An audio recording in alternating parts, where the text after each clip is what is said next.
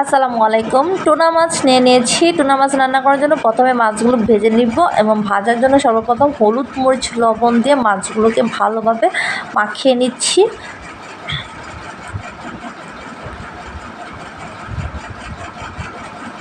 ভালোভাবে মাছ মাখানো হয়ে গেলে এগুলো আমি তেলে সুন্দর করে ভেজে নিব। ফ্রাই প্যানে তেল দিয়ে দিচ্ছি। তেলটা গরম হয়ে গিয়েছে। এখন আমি মাছগুলো সুন্দর করে ভেজে নেব, একটু কড়া কড়া করেই ভেজে নেব।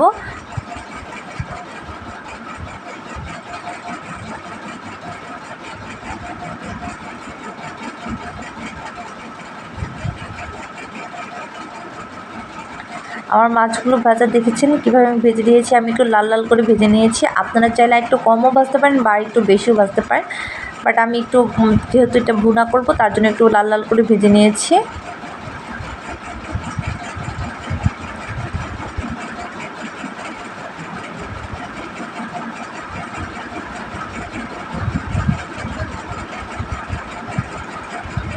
মাছগুলো এখন আমি উঠিয়ে নিব। আমার মাছগুলো উঠানো হয়ে গেছে। এখন ওই মাছ ভাজা তেলেই আমি মাছটা ভুনা করার জন্য প্রথমে তেল তো আছেই, সেখানে আমি শুধু তেলটা গরম হয়ে গেছে। তারপর আমি এখানে পেঁয়াজ কুচি দিয়ে দিয়েছি। পেঁয়াজটাকে একটু ভালোভাবে গরম করে একটু ভেজে নিব।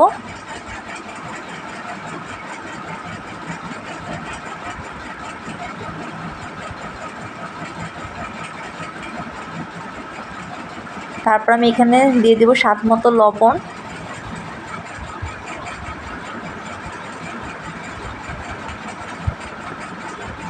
এখন দিয়ে দিব গোটা কয়টা কাঁচামরিচ।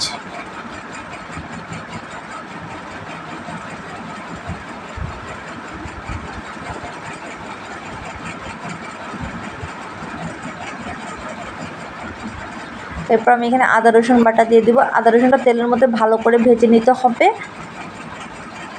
যাতে আদা রসুনের কাঁচা গন্ধটা দূর হয়ে যায়।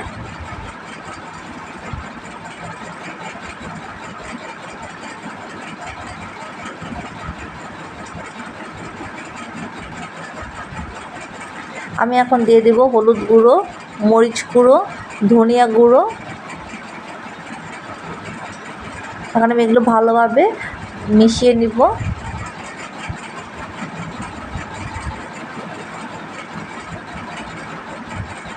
এরপর আমি এখানে দিয়ে দিব টমেটো কুচি।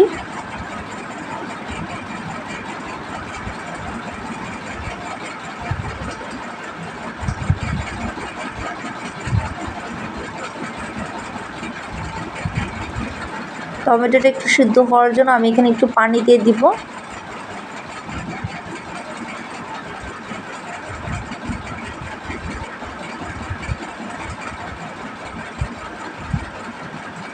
এখন আমি 5 থেকে 10 মিনিট রান্না করে নেব এভাবে।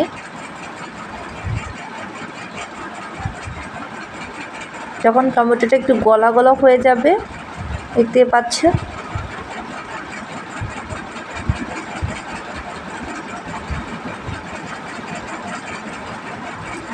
এখন আমি আস্তে আস্তে মাছগুলো দিয়ে দিব।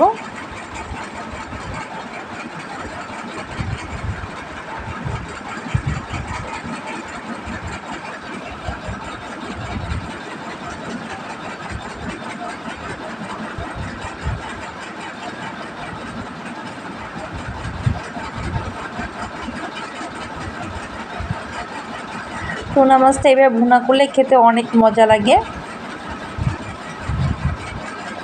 আর মাছটা যদি একটু কড়া করে ভাজা হয় তাহলে তো খেতে আরও বেশি মজা লাগে।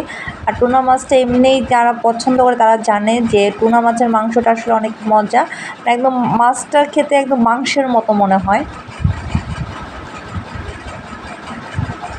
এখন আমি এভাবে 5 থেকে 10 মিনিট আবার ওইভাবে রান্না করে নিব।